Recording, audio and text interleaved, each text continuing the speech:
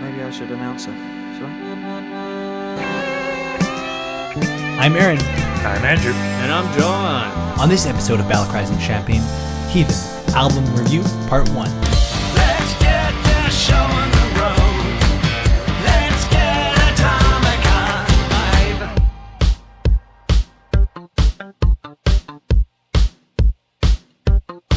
vibe. All right, first 6 songs of the album. That's right. Yeah, in this episode, we're going to be talking about our feelings on the first 6 tracks on the album. So Sunday all the way through I've Been Waiting For You. And then you'll have to wait till next week to hear our thoughts on the remaining songs. John, how have you been doing lately? Generally, I've been doing really good, like planning for, what my year is going to be like, trips and events-wise.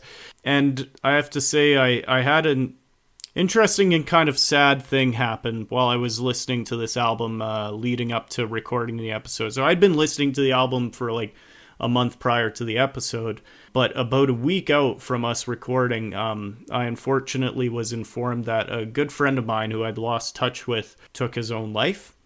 And as you can imagine, that was a pretty dramatic news that kind of caught me off guard and made me, It really resets you and makes you think about a lot of things in life. And it was a very sad kind of reflective moment for me. But at the same time, it truly influenced how I was listening to this album in the last little bit before our recording here. Now, needless to say, it's very sad what happened. And I encourage anybody who's listening, if you have anyone who's going through that or you're going through that yourself, I mean, you hear it again and again, but you are loved. There are people who care about you and value you, and it can be hard to stay in touch, which I wish I did with my friend.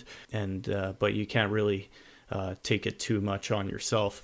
And all that being said, for those who are going through that, there are resources out there to help you, such as the Suicide Crisis Helpline, which is 988 in Canada, or www.crisisservicecanada.ca. So keep that in mind.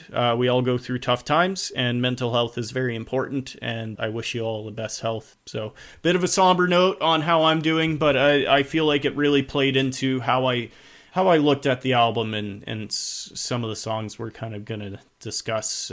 So yeah, for me, that was a significant thing that happened recently. Yeah, no, for sure. And we're both sorry to hear that.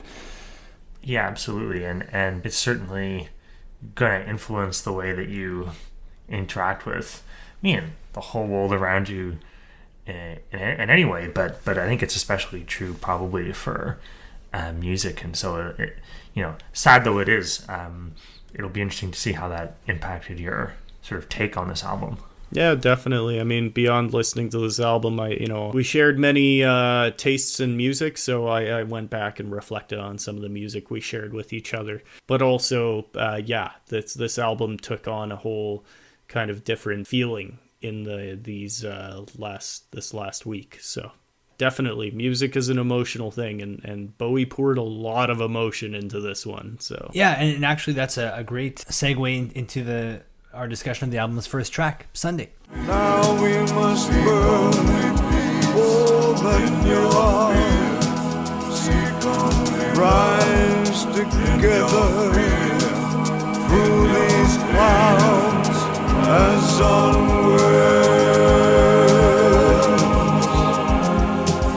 For Bowie, apparently the lyrics were inspired by him, when he's writing in the late evening or early morning.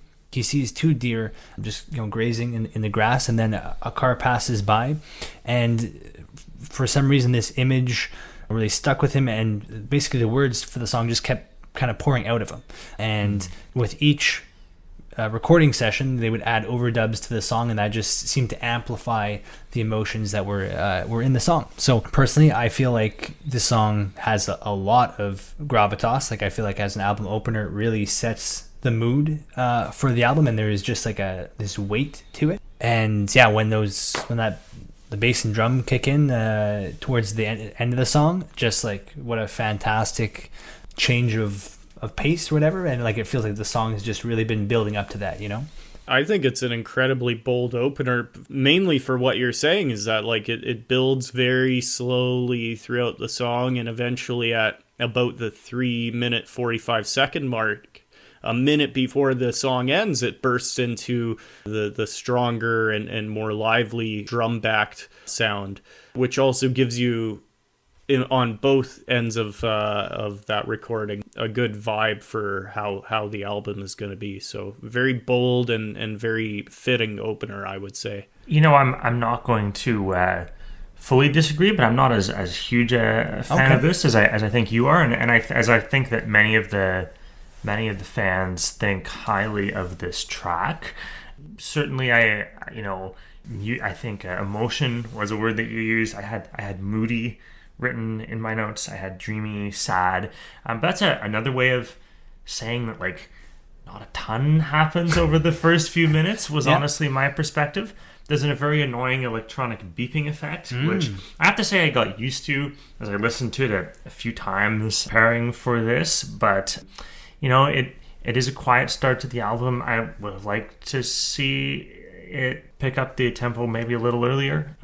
It's not bad. I don't think any track on this album is bad, so we're grading on a curve here for sure. But yeah, not as memorable for me as I think it was for either of you. But that's why we keep you here. You always have something to say. I always bring a contrarian take, you know.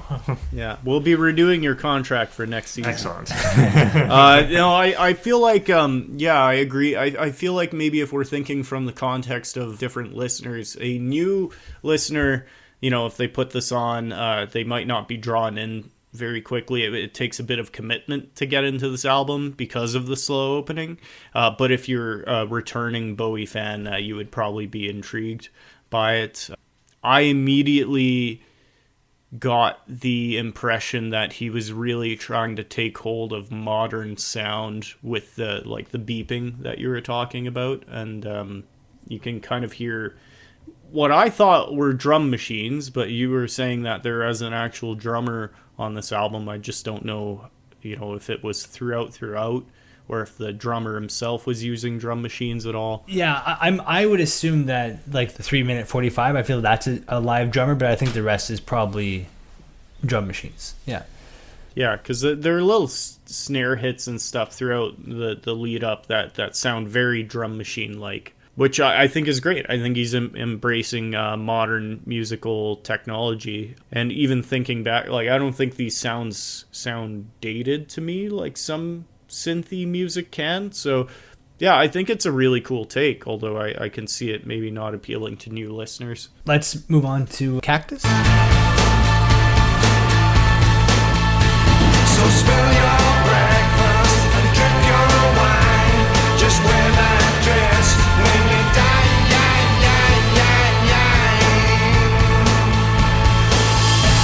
So this, you know, is the first cover on the album. It was originally a Pixies song that lead singer Frank Black wrote after a semester abroad in Puerto Rico, and, you know, basically he was kind of just observing life there, and it turned out to be a lot like what we discussed in the song Amsterdam back in our YB episode for Ziggy Stardust and the Spiders from Mars. And then, so what Bowie does on this song, which is really cool, is that he plays all the instruments himself, save for the bass, which is still Tony Visconti playing. But yeah, so he's doing guitars, he's doing drums. I think this is one of the only songs, maybe the only song that he played drums on. And that's why I really love the ending, like where you hear like the drumsticks fall, is because like I'm a super amateur drummer, and like that happens all the time, like where like the stick falls out of my hand and then it makes that exact sound. That's incredible that he recorded all those instruments. It's just kind of cool that, like, you know, Visconti, I guess, made him feel comfortable enough to like that he could do this. Like, you know, he didn't have to like bring in the most talented musicians to do this, but he felt he could do it himself. And I think that's kind of a cool way to approach a cover too, right? It's like, you like when you a good cover is like, they say, like, you make it your own, right? And like here he literally is making it his own by playing everything. Yeah, he literally is. I kid you not, without realizing until like today when I was reviewing our notes that this is a Pixies cover, and I'm a fan of the Pixies, but I don't know all their music in and out. I'd forgotten about this song. I put on a Pixies album today without knowing that. Oh, cool. Yeah, it was a good thing to listen to at work. However, it wasn't Surfer Rosa, which is what Cactus is from. Yeah, and that's their debut album, and it wasn't that commercially successful. So I think people can be forgiven for sort of not knowing that this is a cover, or not being aware of that. But I have to say, so Frank Black, or Black Francis. Yeah. I mean, that's an amazing name. Like, Black Francis, that is incredible. I you have to sort of start a punk band with a name, right? With the name, like, that's not his actual name, but it's absolutely fantastic. So he yells out like DAVID at one point, and on the original it's PIXIES, but that's actually something that the Pixies copied from T-Rex. There's a song, I forget which one, where they yell out like T-Rex, right? So there's a couple ways in which the influence of T-Rex is maybe being felt here. Yeah. Cool. So I do like David's version a little bit better, but we'll talk about the Pixies version, I think, at some point. Well, we'll talk about it now. Yeah. Well, yeah. What do you? Okay. So spill your breakfast and drip your wine. Just wear that dress or you get down.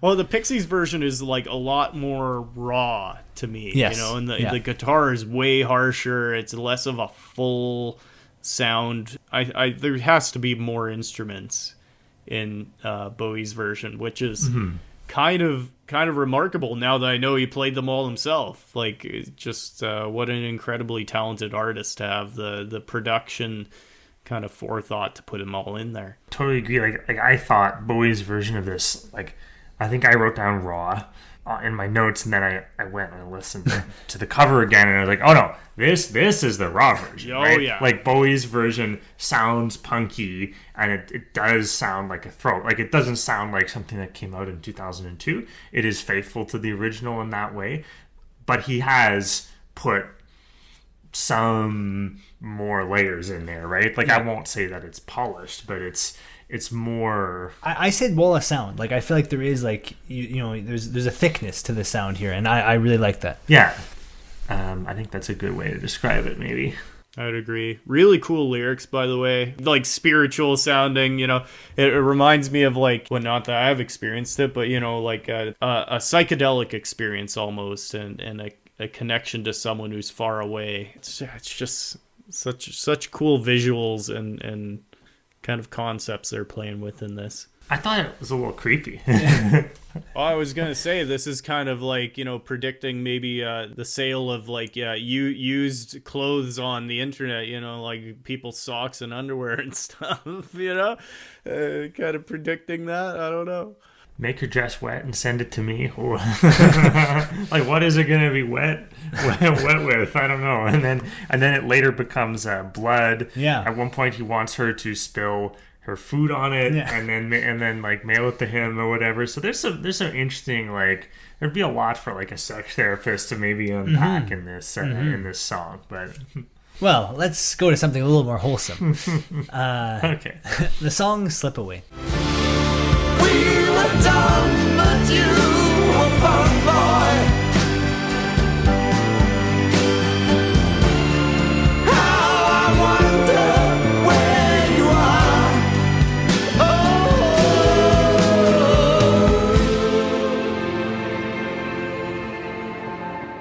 This song initially was part of the Toy Sessions, which we'll look at next season. But anyway, it's based upon this cable TV show that aired in the New York area, New Jersey. It was a show that began in 1974 called The Uncle Floyd Show. And it was offered syndication on networks in 1982 to 1983 season, but it really did not do well. It was kind of like a cult favorite in the New York area, but yeah, nationally did not meet that success, so it was just thrown back to cable, and it was finally canceled in 1999. So it still had a long run, despite it not being popular nationally. So that's really interesting, because your source says 1999. Oh. I was looking this up. Wikipedia says 98. Oh. IMDb says 95. So it seems like there's some confusion about when this show exactly got canceled. And if you are, like, if you worked in TV in New Jersey in the 90s and you can shed some light on this for us, please. Yeah, let us know Please when call. I was But gonna say, do people not care enough to like? Did it really fall that far out of popularity that people couldn't even record its proper time of cancellation? this is like a very niche thing here. Yeah, exactly. Anyway, Bowie was introduced to the show by John Lennon and watched the show every night while he was getting his makeup applied for his performance as the Elephant Man in 1980 in New York. Bowie apparently even attended a live taping of the show, sitting in the studio audience that year. Although some sources say he was there in 1981, but at some point in the early 80s, Bowie apparently visited the show. So Do you think you liked it? Oh yeah, apparently he was a huge fan of the program. Google AI described it to me as zany. Apparently the type of humor Yeah. on the Uncle Phil Yeah. show. Yes, next episode we're going to listen to the toy version of the song, and then there is actually an audio snippet of the show at the beginning, so you'll get a sense of the feeling of the show from that that snippet. But Bowie wanted to include this song on the album because he wanted something that had a kind of a nostalgic or like a pining feel to the song. On this song, actually, Tony Levin replaces Tony Visconti on bass. Levin had previously worked with Pink Floyd, Alice Cooper, Lou Reed, and John Lennon, so he's a pretty well experienced musician. The pianist, Jordan Rudess, was told to play it like he was in a smoky French club with cobwebs on his piano. That was the direction Bowie gave here. Also, if he's playing with cobwebs on his piano, is he like pretending to swat them away as he's playing? Is that... I'm not a musical artist, so I guess I don't know Yeah. how that would be interpreted. Now, the song also closes with the stylophone, an instrument that Bowie had popularized on Space Oddity back in 1969. And he was kind of reintroduced to this instrument during the toy sessions when that album's drummer, Sterling Campbell, and his composer friend are kind of monkeying around with this stylophone they found in the studio. And then Bowie sees that they're playing with this thing and says, I'm going to take that and I'm going to add it to this song. So that's just some kind of studio background on the song. That is so cool. You know, I picked up on the stylophone being used in this, and I remembered that it was like famously used on Space Oddity. So it's kind of a return to, a previous instrument that was very notable from his past works. Yeah, and actually, I think that this song itself is kind of like a sequel to Life on Mars, to even pull another famous Bowie song. Both of them talk about like the importance of the silver screen. And what I find interesting in that connection is that in Life on Mars, the protagonist of the song, knows that she's being diluted, and that the silver screen is like just like it's not ultimately going to be a fulfilling experience, but like it has that draw that you just can't pull away from. Whereas in this song, the protagonist just wants to fully participate in that illusion that the silver screen is a better time, and like don't even want to acknowledge that don't even want to just acknowledge the fact that they are being diluted anymore. Like they just want to fully embark upon that escapism. And I think coming from with these album themes, I think that's just an interesting approach to it. Just the fact that you're just happy to live on that materialistic plane and just talk about when things are better. I have to hand it to Bowie on this one. Like, if you describe kind of the concept to someone who's ever heard a song before, where it's like, oh, it's like a nostalgic rock ballad about this low-budget puppet show from the 1980s that wasn't very good. You feel like, that doesn't sound like a very promising concept, right? But yeah, I think that he was able to deliver on that in a way that's like oddly compelling. Yeah. So yeah, I don't know. I thought this was a good track. Yeah, 5 stars for me. 4.5. Okay, well, we're rating songs now. Okay. Well, we'll get into. I got to leave some room to grow for slow burn. But I will not bring myself to such crude levels as putting a number rating on such a beautiful piece of work. there we go. I do also want to point out he references New York things in this album, Yes. or in this song.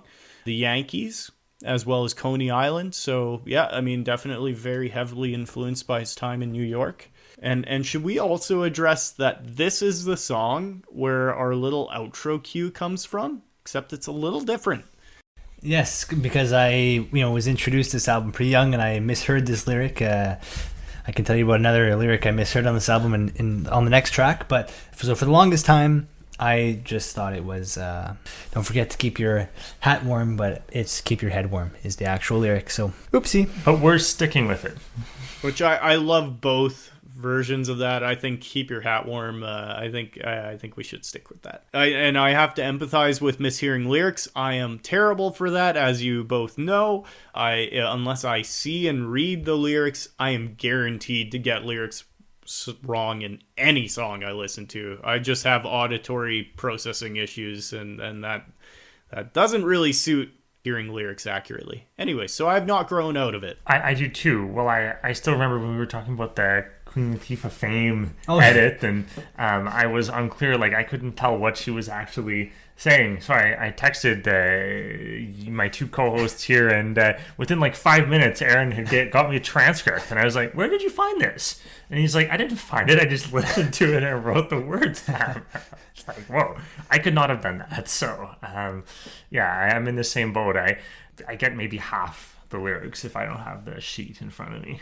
So kind of a criticism I would have of the album so far is that we have Sunday, which is, as you point out, Andrew, rather slow. Mm-hmm. Then we have Cactus, which amps up the pace, but now all of a sudden we're back to slow. So I personally, I think, would have preferred Sunday to go right into slow or to slip away. But yeah, that's an interesting concept. What do you think? That might have worked better. Like, Sunday does pick it up a little bit at the end, but it doesn't feel like the prelude to like a very punky song in Cactus. So that's true. I don't know whether the order here, like, it does feel like we're jumping kind of between genres a few times, and we're gonna jump again, I think, a little bit with Slow Burn. So it does feel like they're all great songs, but he's pulling from a lot of different influences here, and the order is maybe not how I would have done it either. Yeah, so I'm glad you brought this up, because I did want to talk about this, how the album is structured, and I will disagree with you. I think it's great that it goes from a very slow build, which I think, generally speaking, if you want to hook an audience, you start with something more catchy and energetic, which Sunday is not. But I think jumping into Cactus, kind of, if you were already intrigued, now you're hooked. Now it's like, whoa, okay, there's some really cool energy to this album. And I think, based on something you said, Aaron, years ago, so like I make mixed CDs, the listeners might not know, but you guys do. And something you said years ago when I made another mix CD of some indie music, how Radical Something Volume 2, for those who don't know. Available through our online store. Yeah, well, it was Volume 3 I'm talking about, actually, which not nearly as memorable, because I focused a lot on putting songs back to back from different artists, by the way, that were very similar sound, which I thought was great. It would blend the album together, but as you pointed out, Aaron, it blended a little too well, and you kind of listened through it, and you didn't really feel like you noticed when the tracks changed sometimes, or there wasn't a break in the feeling consistently enough to hook your attention. So I think these breaks in tempo and energy can really help regain the listener's attention, where, if it sounds the same throughout, which, some albums do, you kind of, your attention can kind of wander, and you're no longer really listening to the album intently. Whereas, we go from a very slow track in Sunday to Cactus, where it's like, whoa, what's this? And then likewise with Slip Away to Slow Burn, where, you hop into wailing guitar after a very slow kind of melancholy track. You hop into something that has like a lot more energy, and all of a sudden your attention is snapped back to what you're listening to. So I think there's a lot of value in how he structured this album. Although, I don't think it's, perfect to draw new listeners, like I mentioned. I think it's a really clever way he structured it. Well, you mount a good defense of the album for sure. That's maybe a good segue to get into Slow Burn here. Let's feel overhead. Let's feel overground.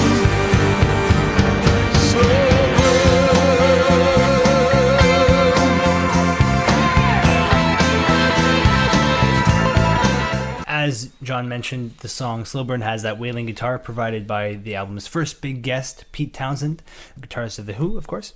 He was recruited for the album backstage at the concert for New York City, which was a tribute concert for the firefighters who had helped with the aftermath of 9/11. However, Townsend had recorded his part remotely, and so this is the era where you can record your part, send an MP3 file to the studio across the pond, and just they mix it there, and you don't actually have to be physically there in person. Please don't mix with MP3 files. Any music producer is listening. Yeah, that's true. Yeah, but I see your point. yeah, whatever. Maybe they're using Wave. Who knows? Interestingly, Robert Fripp, who is the guitarist on Heroes, was also contacted to play on this album, but plans didn't work out for that. And this song was the kind of lead single for the album, but not in the UK, where it was kind of pitched as potentially going to be a single in July 2002, but ultimately was cancelled, so it never got single release in Bowie's home country. But that's too bad. I think this is my favorite song on the album, or maybe tied for favorite. It is a great one. And with the connection to Pete Townsend, I don't know, I think it would have done well as a single in the UK. But yeah, look, we've got this great grungy, dark, bluesy, frenetic kind of guitar solo. 155-ish is just the most amazing part, but it's all really, really good. That kind of like a good Bowie song, kind of cryptic lyrics, but we've got the surveillance state and the sense of paranoia and the sense of decline in society, which it kind of gives you everything you want from a Bowie song. He's turning round and round, I think, is the line. He's disoriented, but it's also just, even if you don't listen to the lyrics, just for that guitar, great instrumentation, really all around. This is a fantastic track, I think.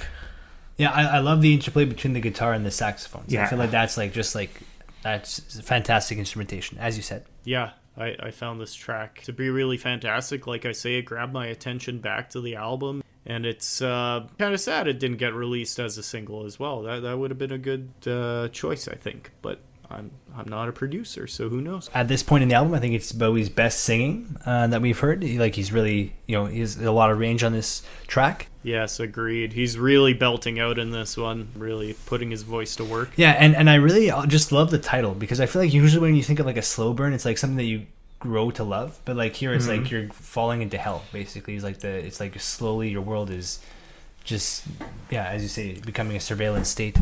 And this is the other lyric that I misheard as a kid. The correct lyric is, "The price for our eyes shall squeeze them tight like a fist." Mm-hmm. As a kid, I heard the price for hemorrhoids shall squeeze them tight like a fist. Okay, all right. Price. Well, clearly you knew what hemorrhoids were already. Oh dear. Well, that's an interesting. That's an interesting interpretation. Yeah, still a body related thing. I have to wonder, if you're recording your guitar part remotely, I guess they send you the rest of the track and you play over it. I don't know. Wouldn't you want to be there and sort of get that in-person feeling of what's influencing the track and the session, and how it be part of that coming together, and as opposed to just kind of mailing in your thing? Obviously it worked out for him, so no complaints there, but it's an interesting method. Well, especially you think for artists of this generation, you think that just being together, that would be just how they naturally work. I can see a musician today being more comfortable in their home studio or whatever, just sending files back and forth. But yeah, I think aside from maybe Sunday, at this point, this is the song that has the most direct connection to the theme of this album. I feel it's lamenting over what humankind is becoming and how culture is changing. Yeah, definitely. And I think that's a great segue to our next song, Afraid. I used to wake up the ocean. I used to walk on clouds. In life of faith and education.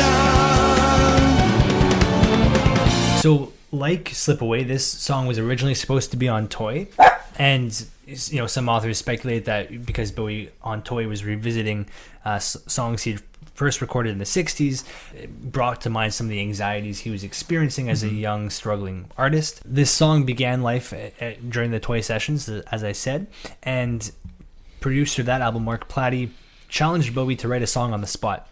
After Bowie had, told him that he'd been reading a memoir by the Rolling Stones manager in the 60s, where he had talked about he would lock Mick Jagger and Keith Richards in an apartment until they came up with songs. And so Bowie says, this is exactly what I'm going to do. I'm going to lock myself in this room and I'm going to come up with a song. And Afraid is the song that comes out of that recording. When they decide to bring that song back into play for Heathen, Mark Platty's called back in to record some new guitar parts to make it more coherent with the overall Heathen sound. And Bowie would later comment that this was the least personal song on the album for him because he didn't really connect with the idea of like playing the game to avoid fear and stuff like that. So is, I guess, more of a character song for him. It's not as strong for me as the last two songs, but still a really, really good song.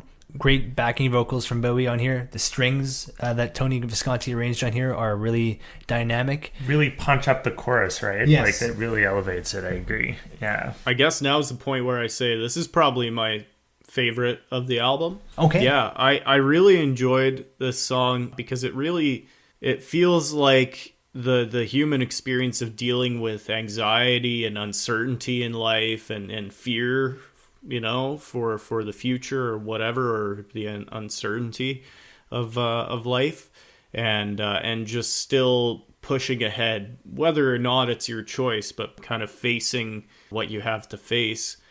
Subtle reflections of mortality as well. So I really enjoyed it. The strings and the guitar are fantastic and driving, and it feels like the vocals are very raw. Like, immediately I felt that in leading into the first chorus where he goes, me, and it's like kind of wavering. It's like, it feels like an emotionally driven kind of vocalization, which I'm sure he did on purpose.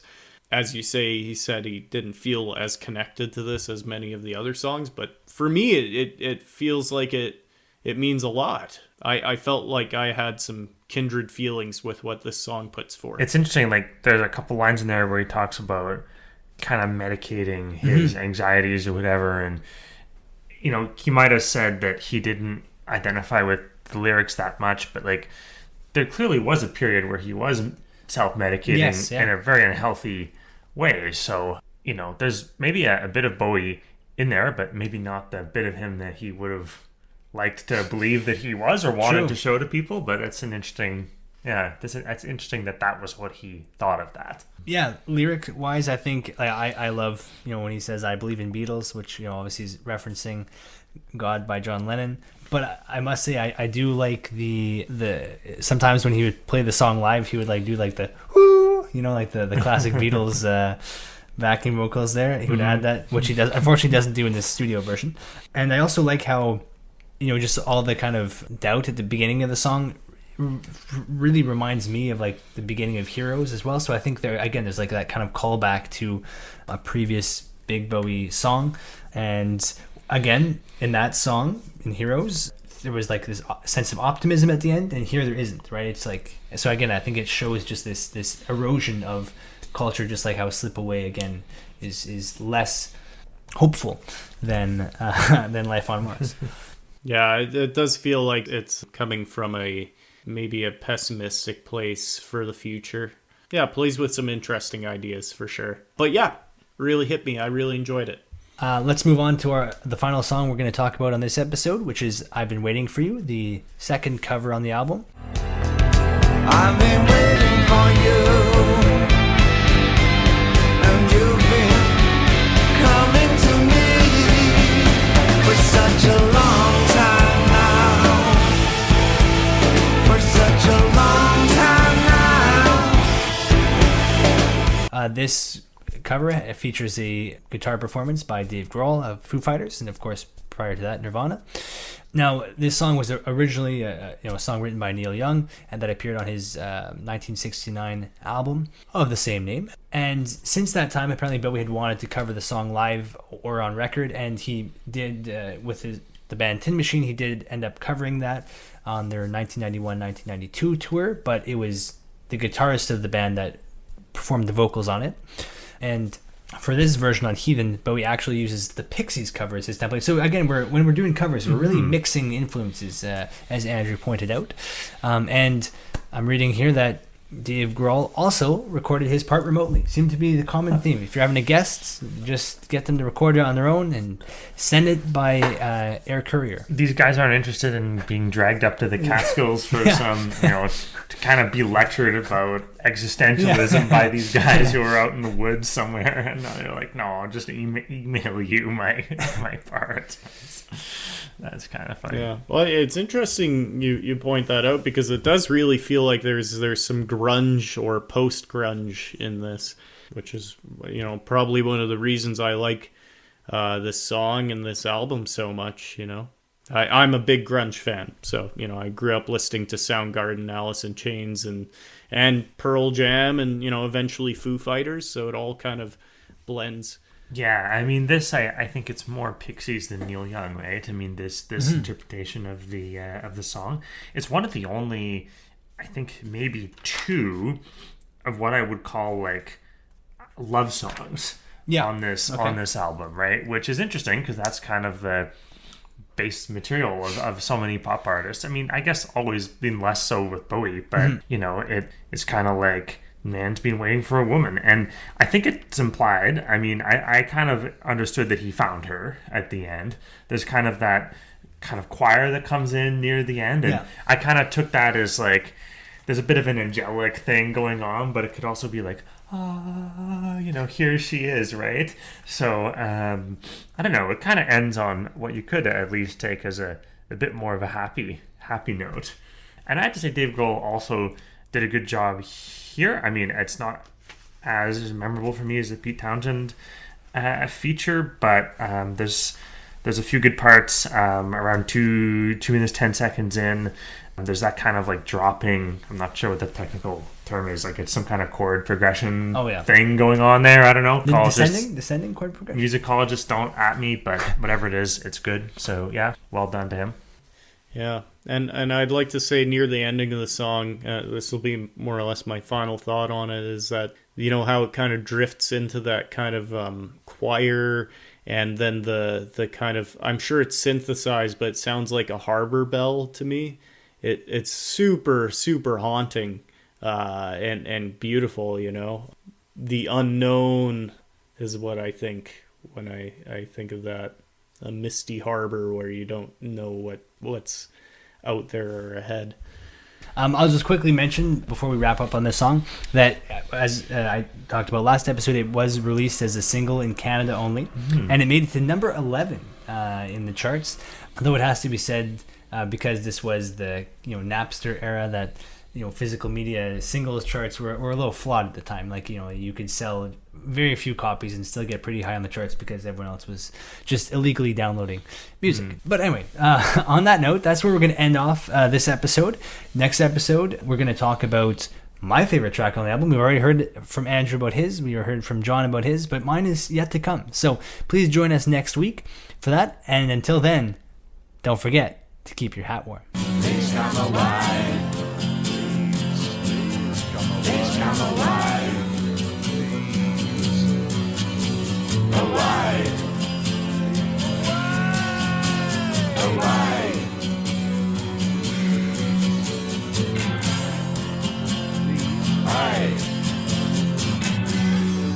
Twinkle, twinkle, Uncle Floyd.